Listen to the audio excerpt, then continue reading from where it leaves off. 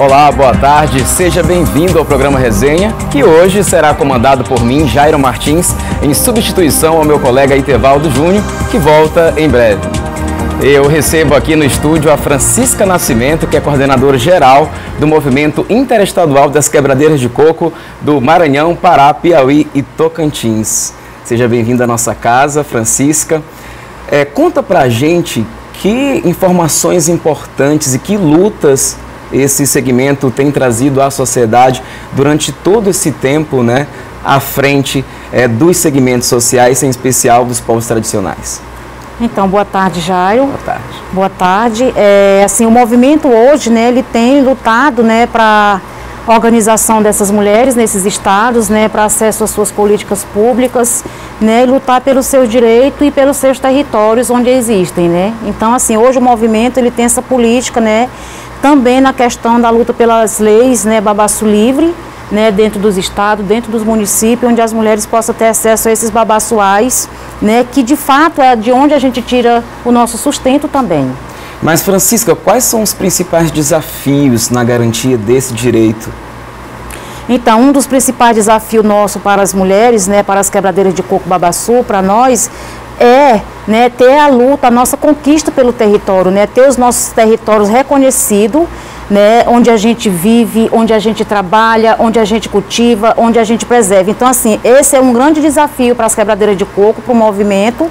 E um dos grandes desafios também que a gente tem, né, são as lutas pelas políticas públicas também, né, para que de fato elas aconteçam, né, que de fato elas cheguem a essas comunidades tradicionais. Francisca, apesar da Constituição Federal já garantir esse acesso aos babaçoais, a dificuldade também é a falta de legislação específica, né, para a garantia dessa lei. Sim, então assim, hoje a gente tem só algumas leis, né, que são aprovadas, ou que foram aprovadas em alguns municípios aqui no Maranhão e no Pará, e uma lei estadual, né, essa lei estadual ela foi no estado do Tocantins, mas que ela está passando por um trâmite, né, na verdade, né, ela foi um PL, né, que hoje, né, ela foi barrada, mas que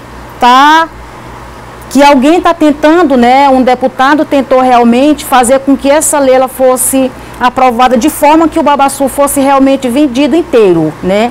E se essa lei fosse aprovada da forma como ele queria que fosse aprovada dentro do estado, isso pode também afetar os outros estados, né? Porque como a gente não tem a lei estadual em outros estados, isso pode estar afetando também, né, a aprovação da forma como a gente quer que de fato a lei nos atenda, né, a gente se sinta contemplada com ela, que é o livre acesso aos babaçoais, babaço esse que é para a gente quebrar o coco, que é para a gente tirar o azeite, que é para a gente fazer o mesocarpo. E se essa lei não dá esse livre direito, esse acesso da gente ter esses babaçoais, né, e ser vendido o coco inteiro, isso vem afetar também a gente, porque assim, se de um saco de coco hoje a gente tira, né, R$120, ele é coletado nessas áreas por R$2 o saco. Então, muito assim, pouco. Muito pouco valor, e também tira esse direito, né, da mulher, da quebradeira de coco. Que a gente não é apenas só quebradeira, a gente é agricultora familiar, que vive também dessa agricultura. E que sofre violência, né, diariamente, inclusive.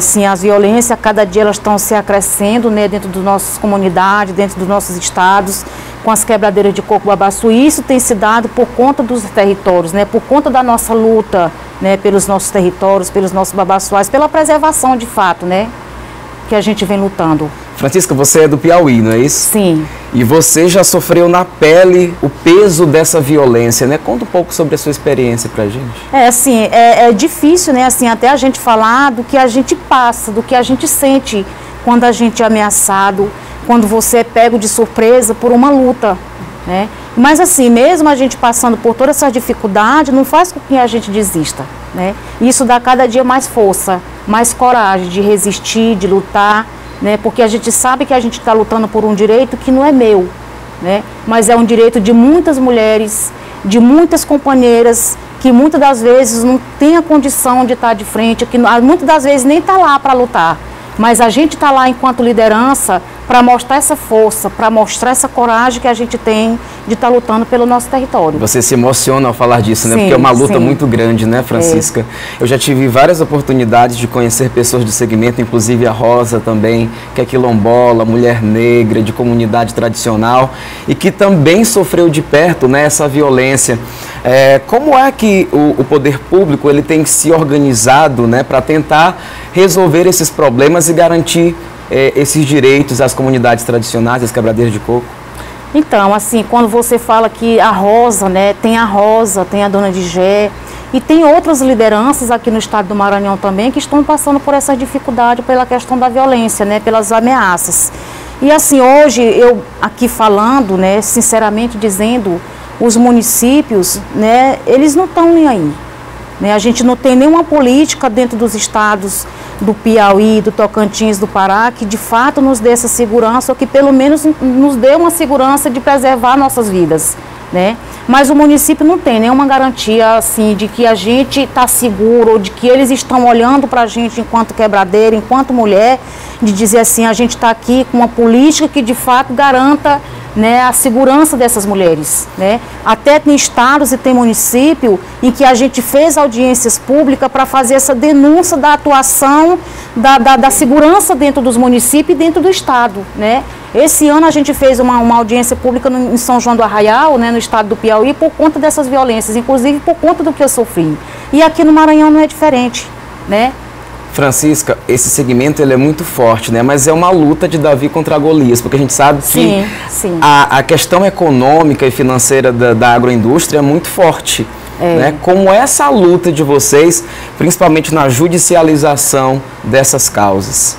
Então, a nossa luta, né, assim, ela tem se dado pela força, né, pela nossa organização, pela nossa conquista de estar junto, de estar reivindicando esses direitos, de que realmente a gente precisa, né, trabalhar mais para que a gente consiga ter de fato essa segurança. Mas assim, contra as indústrias, contra as empresas, né, a gente vem mostrando o nosso potencial com o nosso trabalho e mostrar para os demais que o nosso produto, de fato, ele é um produto que agrega valor e que tem valor comercial para nosso trabalho e para nossa atividade física, né, do campo, né, na questão dos produtos. A gente tem algumas mini indústrias de produção, né, que isso mostra que a gente precisa acessar o mercado com o nosso trabalho, com o nosso produto, com a nossa produção, com o nosso azeite, com o nosso mesocarpo, né, tá nas políticas, né, do PA, do PENAI, né, para que os municípios também possam consumir o nosso produto que é inserido na merenda escolar. Né? Estatísticas mostram aí que pelo menos 80% das quebradeiras de coco não têm acesso à documentação do território onde elas atuam, né?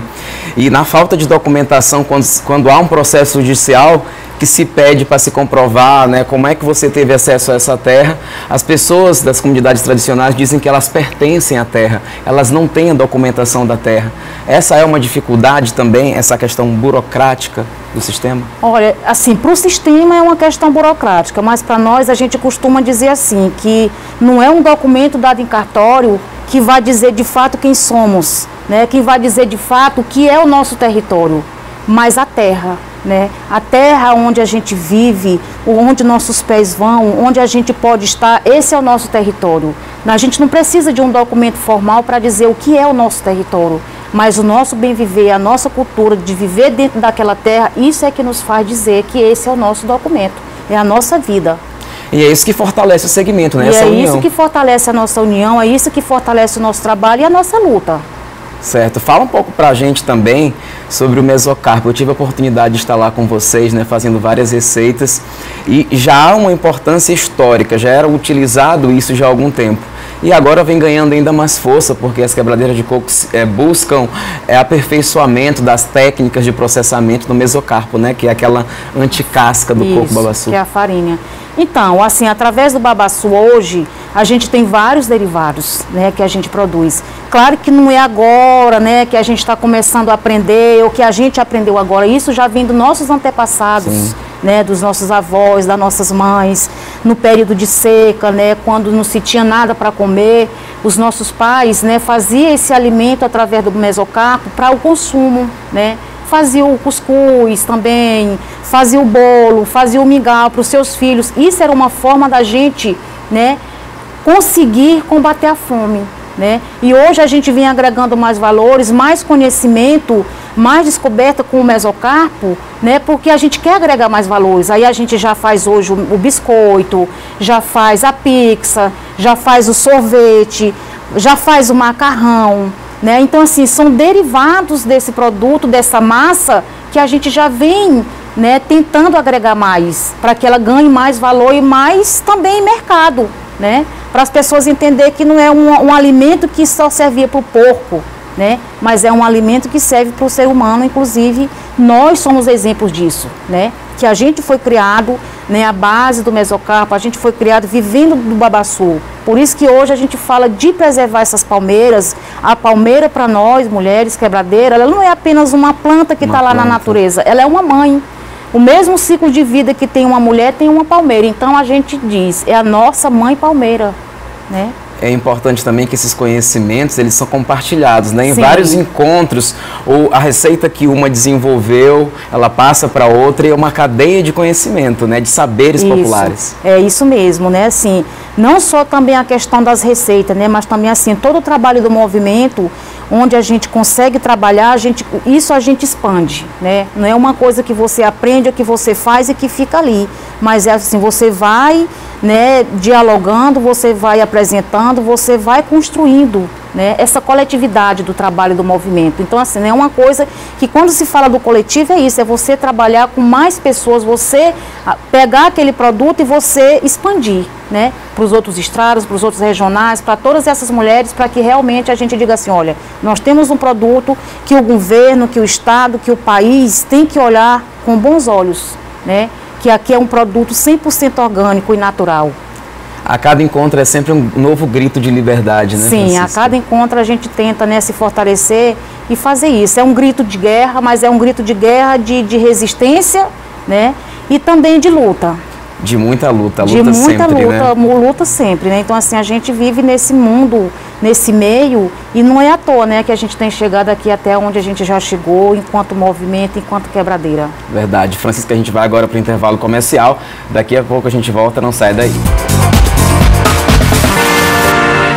De volta ao vivo com o programa Resenha, e aqui no estúdio eu converso com a Francisca Nascimento, que é coordenadora geral do Movimento Interestadual de Quebradeiras de Coco, Babaçu do Maranhão, Piauí, Tocantins E Pará. E Pará também, né? Não pode esquecer do Pará. É. Francisca, onde há o movimento, né, comunidades tradicionais, há também a preservação do meio ambiente, até porque essas comunidades tradicionais tiram da terra, da natureza, o seu sustento, né?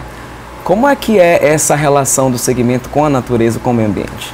Olha, assim, a gente costuma dizer, por isso assim, que eu falei antes assim, que a gente, né, embora nós somos quebradeiras de coco, mas a gente também preserva o meio ambiente, porque assim, na verdade, se a gente for pensar hoje, a natureza, a floresta, ela só está existindo onde essas comunidades, né, preservam, onde existe ainda, onde elas não estão sendo expulsas dos seus territórios para a cidade, porque, né, assim, hoje a gente vive de preservar, né, assim, você tira o seu sustento da natureza, mas você também tira de uma forma que não é de destruir essa natureza. E a gente sabe também que muita gente acaba desconhecendo, né, quem são essas comunidades tradicionais. Francisca, eu te pergunto, quem são? Quais segmentos estão representados aí? Olha, nós somos hoje 28 povos, né, que estão aí espalhados no Brasil, né, de segmentos que representam o Conselho Nacional, né?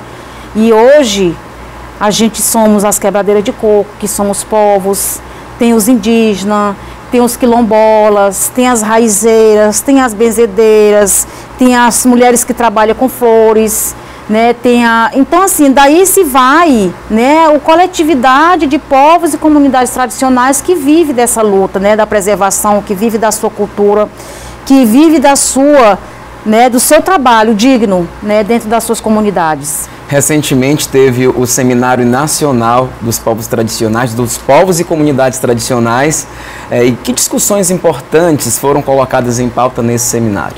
Então, uma das discussões importantes que foram colocadas pelos povos, né, a importância também do seminário, primeiro foi porque reuniu essas comunidades para se conhecer melhor, né, esses povos, e também a gente viu que a nossa luta, ela é um pouco contínua, né? É um trabalho que é coletivo, um trabalho que é contínuo de todos os povos, né, no Brasil.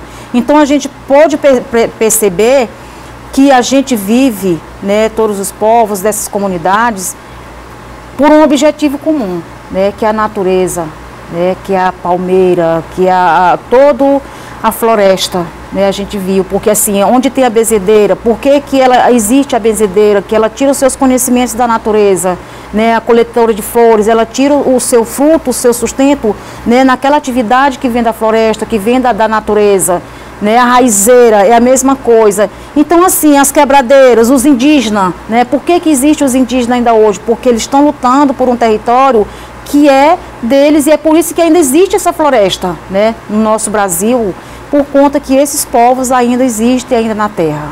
E há um legado também deixado para a juventude, né? Como é que a juventude desse segmento tem se organizado? Inclusive tem um seminário também que vai ser realizado com a juventude, né? Assim, a gente hoje, o movimento, né, quando se fala de juventude, a gente tem alguns projetos onde a gente apoia, né, o trabalho dessa juventude, na inserção de que o jovem possa se inserir no trabalho dessas comunidades tradicionais, no trabalho das quebradeiras dentro das suas comunidades, dentro dos seus estados, dando continuidade, né? Como é que essa juventude pode dar continuidade ao trabalho da quebradeira dentro dos estados, né, dentro dos seus regionais? Que dá continuidade a esse trabalho não é apenas só quebrar, né, mas tem o artesanato que a juventude pode trabalhar, com a questão da degustação, que são os alimentos feitos à base do babaçu. Então, assim, são todos esses derivados que a juventude, né, vem se organizando dentro dos regionais. E essa oficina que a gente vai ter agora no Piauí, inclusive, é juntando esses jovens desses 6 regionais dos 4 estados para discutir, né, como que essa política do movimento, né, do trabalho das quebradeiras possa fortalecer a esses filhos de quebradeira dentro das suas comunidades. Esses encontros são importantes também para saber quais os pontos em que esses segmentos eles se unem, né? Porque todos estão ali lutando pelo mesmo objetivo, apesar de ser segmentos distintos, todos estão em busca do direito à terra, do direito a manter ali a sua cultura, a sua ancestralidade, né, Francisca? É, isso mesmo. Então, assim, o jovem hoje, ele é o futuro, né? Primeiro começa pelas crianças, mas o jovem, ele tem que dar continuidade a esse trabalho, né? Essa luta. Eu acho que mais do que é importante, né, a gente inserir os jovens nessas discussões, né, nesses trabalhos, para que, de fato, ele tenha esse gosto, né, de trabalhar, de viver, de preservar e de cultivar também. A gente falou que esses segmentos, né, de comunidades tradicionais, eles atuam diretamente na preservação do meio ambiente, por meio do extrativismo. Em contrapartida, o agronegócio, né, ele faz exatamente o contrário.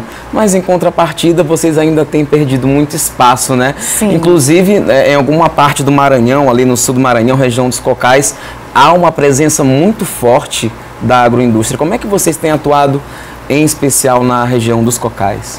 Então, a gente tem atuado na região dos Cocais, né, com esse fortalecimento de que discutindo com as comunidades, né, o que esses grandes impactos vêm causando na vida das quebradeiras, né, nas comunidades. Então, assim, a gente vem nessa luta, nessa discussão de como se fortalecer, né, do que a gente precisa fazer para combater, discutir também junto ao poder público, né, o que isso traz de resultado, né, negativo, né, impactando essas comunidades, porque, querendo ou não, de qualquer forma o governo tem um envolvimento, né, porque quando você dá uma autorização para uma devastação, para uma derrubada, né, isso vem também de uma autorização do Estado, do município, através da Secretaria de Meio Ambiente. Verdade. De acordo com a Comissão Pastoral da Terra, existem 6 quebradeiras de coco ameaçadas no Maranhão, né? É muito, é bastante.